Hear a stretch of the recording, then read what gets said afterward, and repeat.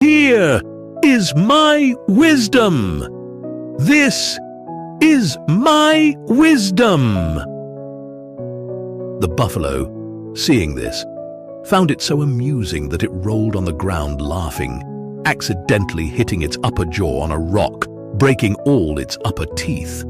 Eventually, the rope burned through and the tiger struggled free, running back into the forest without daring to look back. From that day on, every tiger born had long black stripes, marks left from the burns, and buffaloes have never had upper teeth. The toad is the uncle of the god of heaven.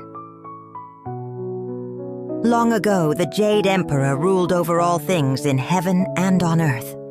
He assigned the rain god the responsibility of bringing rain for all living creatures and plants to drink.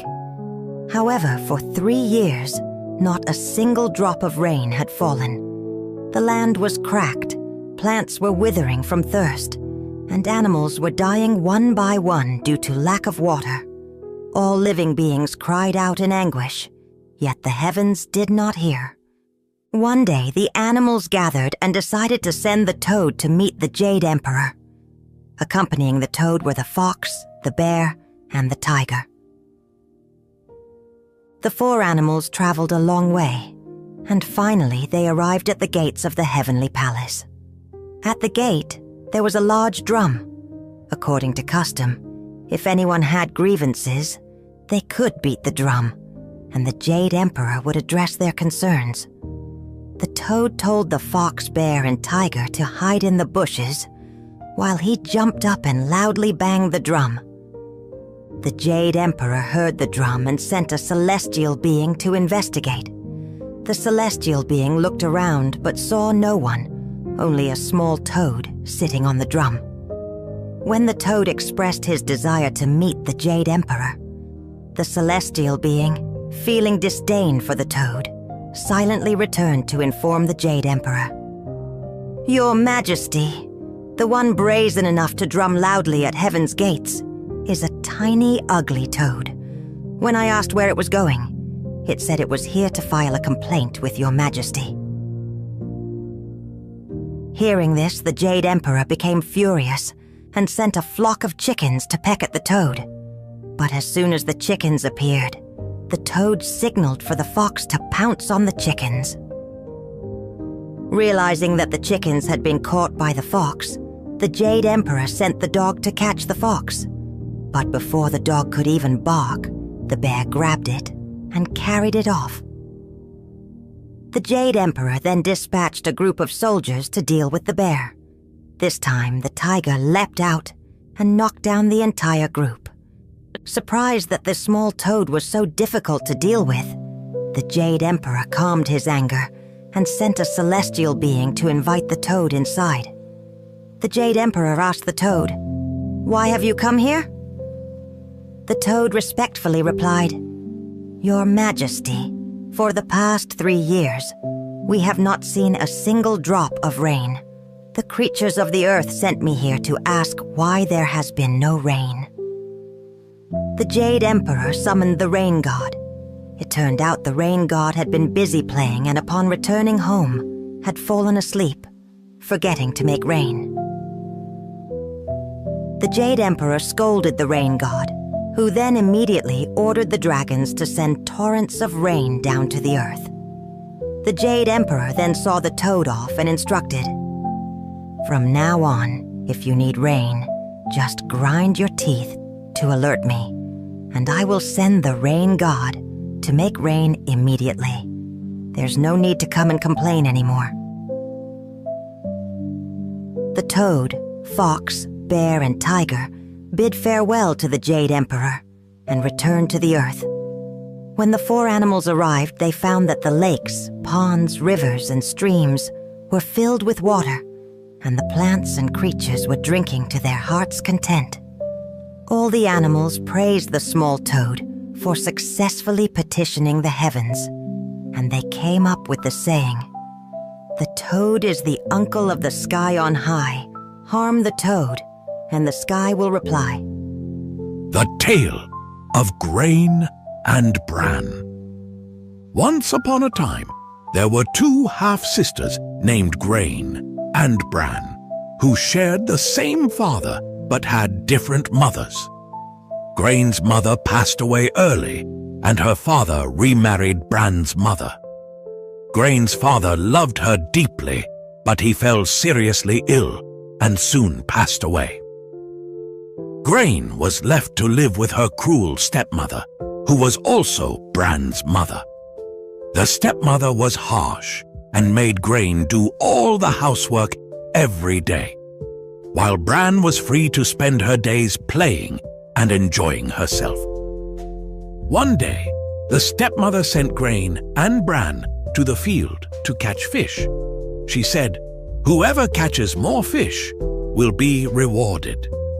Grain obediently followed her stepmother's instructions, working diligently and filling her basket with fish.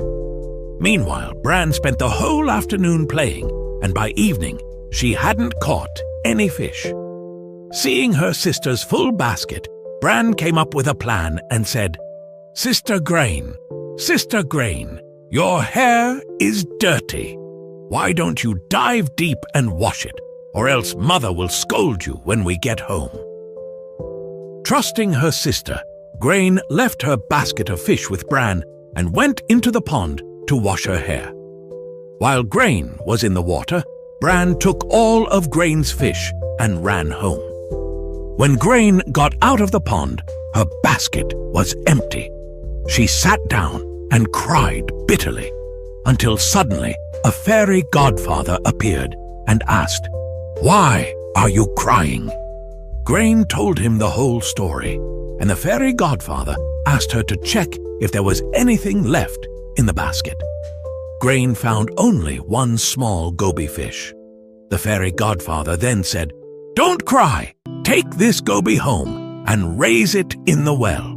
Feed it every day. When you feed it, call out, 'Goby, Goby, come eat the golden rice from my hand. Don't touch the stale porridge from another land.'" After saying that, the fairy godfather disappeared. Grain followed his advice and took the goby home to raise it in the well. Every day at mealtime, she would bring rice to the goby, eating one bowl herself and saving the other for the fish. Before long, the goby grew large and healthy. Noticing that Grain brought food to the well every day, the stepmother became suspicious and sent Bran to spy on her. Bran reported everything back to her mother.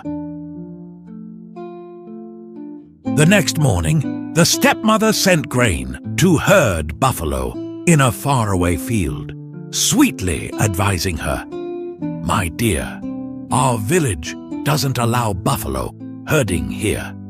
You must take the buffalo to a distant field, or the village might seize it." Obediently, Grain led the buffalo far away. Meanwhile, at home, Bran and her mother went to the well and called out just like Grain did every day.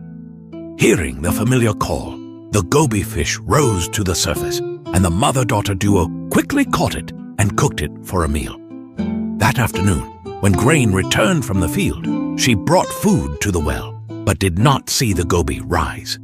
Instead, a patch of red appeared on the water. Grain sat down and cried bitterly until the fairy godfather appeared and asked, "Why are you crying?"